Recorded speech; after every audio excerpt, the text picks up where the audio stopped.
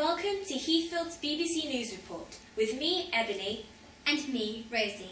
Today we will be covering the latest news stories, including a report about the growing trend in young people to get tattoos and piercings.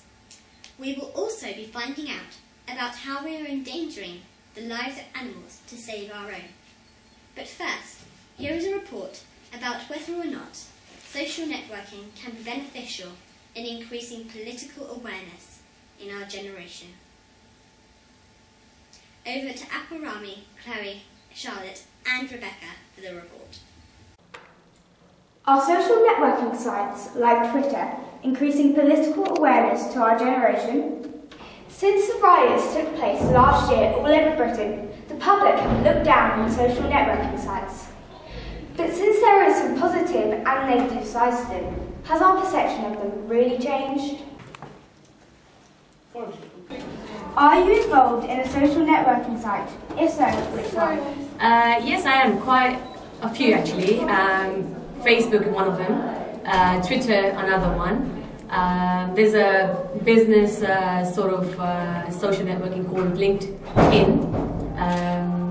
I also was trying to get myself onto Tumblr as well, but I haven't yet. So yeah, Twitter is probably the main one I use nowadays. Yeah, Facebook and Twitter. Yeah. Are social networking sites like Twitter increasing political awareness to our generation? Yeah, definitely, because like if you look on the trending topics on Twitter, so many people are talking about the same things. So I think it generates a lot of interest and people's personal opinions. So and news travels really quickly on them. That's good. Yeah. Now smartphones have apps. Is it influencing people to tweet when it's not necessary? I agree, because I'm a victim of this. You've always got access to it like in your hands, so it's just completely, it's just an addiction really. And also it's because people used to moan that Facebook was people used to moan when people would put pointless status on Facebook, like eating dinner or something like that. Not that people do that, but and then on Twitter, because it's this constant kind of, that's more of a place to update. So then people just literally post everything they're doing about their entire, throughout the day. And it's just completely pointless information, and it's like an attachment of their own. They just feel the need to let everybody know what they're doing. It's more like a daily blog rather than an update of status like once a week on Facebook. And Twitter was actually originally to follow celebrities, wasn't it? To see what they were doing, and then people just use it as if they're celebrities, which they're not. Okay, that's all. Mashable, a new website recently bought by CNN, the American newsstand, is a new website that provides all news stories taken from social networks.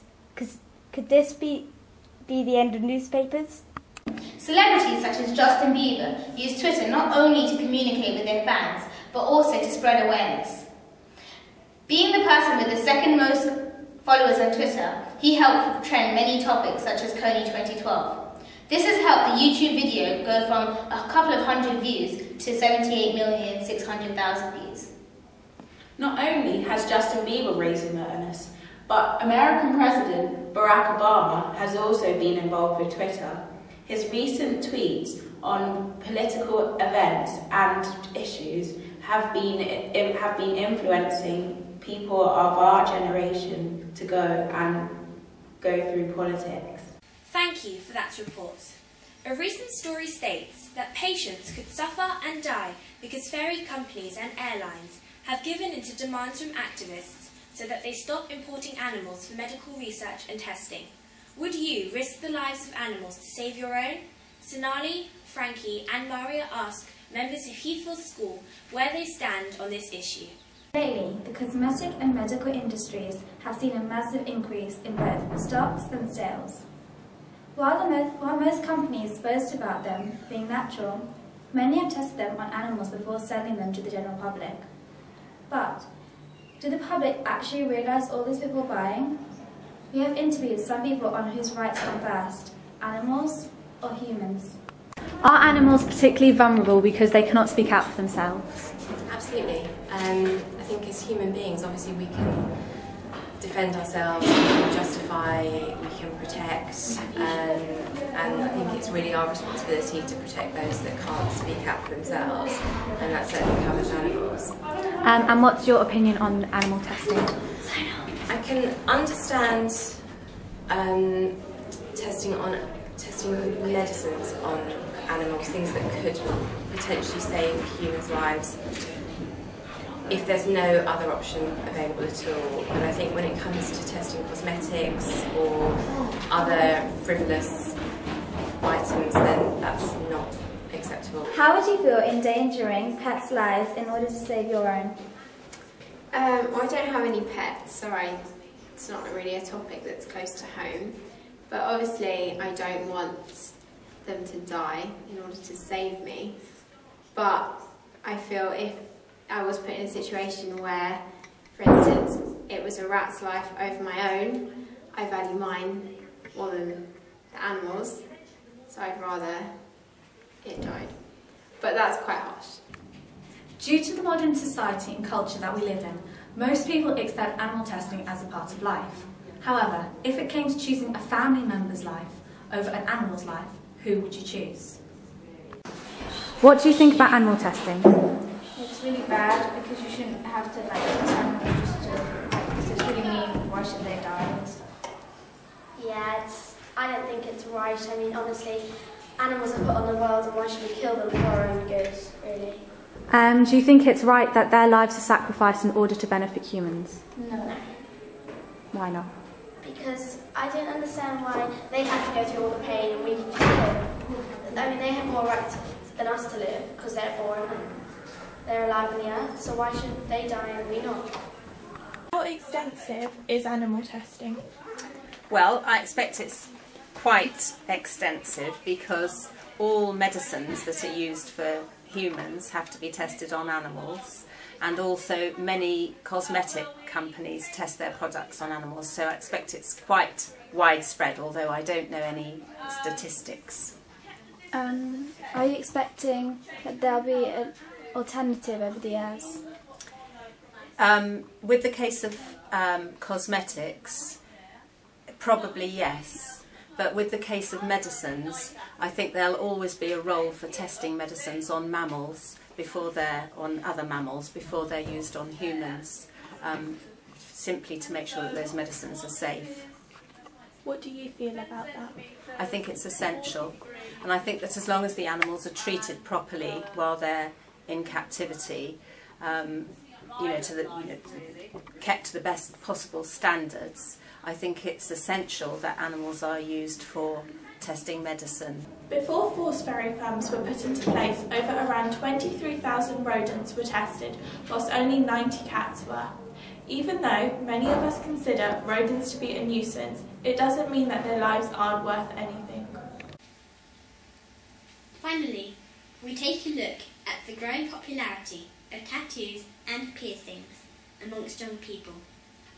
Sina, Nefertiti, Esme and Georgia ask if it's simply healthy rebellion or can it become addictive? Many people nowadays have either tattoos, ear piercings, or many other types of appearance helps. Now, today we went to find out what is a tattoo and an ear piercing. Is it a sign of rebellious behaviour? Let's hear from our report. What urges you to get a tattoo or piercing? Well, I think it's down to individual choice, and I think that it is an extension of your creativity and of an expression of who you are. Do you think that there should be a lower age limit for tattoos? Yes, I do. I don't think that very young children should get tattoos. I think that under 18s really shouldn't have tattoos, because what if it goes wrong or if there's an allergic reaction?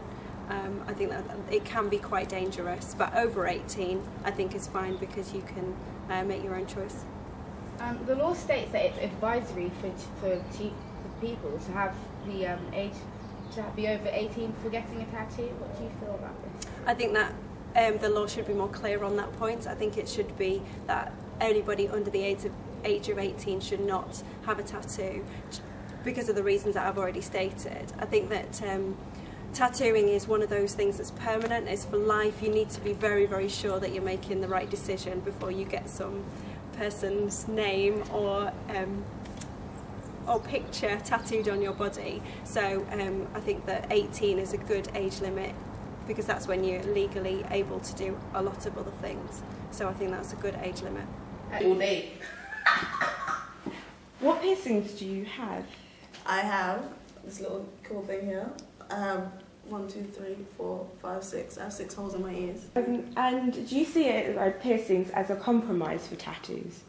I think people do get piercings instead of getting tattoos because it's like, it is permanent, but you can always take it out and less pain is involved.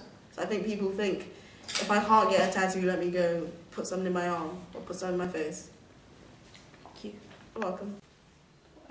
I think it's probably like friends that have tattoos or piercings that might influence you getting one. It could be family, like for example, my nose piercing was influenced by my mom. But I think that's more of like a cultural thing, whereas tattoos, I think that's more like fashion, I guess. Yeah. I really have no idea. I think it could be they see it as some sort of rebellion. What pushed you to get a tattoo? I wanted to have a permanent reminder of my mother who passed away, and so I decided that a tattoo would be a good way of doing that. Tattoos are addictive. I think they could be. I have to say I stopped at one, but I know of other people who are determined to cover their entire bodies with tattoos. And I did seriously think about a second one, but I think if you're going to have one, it's got to have some special significance. Do you have any other piercings other than the one shown? No, just these, that's it. No hidden piercings. Have you ever thought about getting any other piercings or anywhere where you'd like to have one but you wouldn't because of professional reasons? I did think very seriously about where I was going to have my tattoo, and the placement of it in the end meant that I could cover it with a watch or with a long sleeve if I needed to. At one point I considered having something on the back of my neck, but I was concerned about that in terms of how that might look professionally speaking. I think in certain careers you have to be very careful about how you're perceived because of things like piercings or tattoos. Okay, thank you. Thank you. Now finally, over to Esme for the weather. Thank you, Ebony and Rosie. Now today we'll be seeing highs of 14 degrees in the evening at 6 PM, which is really warm, so everyone can get out their sun hats. But after all this excitement, tomorrow will be a cloudy, dry day, so the sun hats can go away. But on Monday the hats can come back, with temperatures reaching over 11 degrees in the morning. Well, it looks like the summer sun has come early, so everyone enjoy it while you can. That's back to them in the studio. Thank you for watching Heathfield's BBC School Report with me, Rosie. And me, Ebony.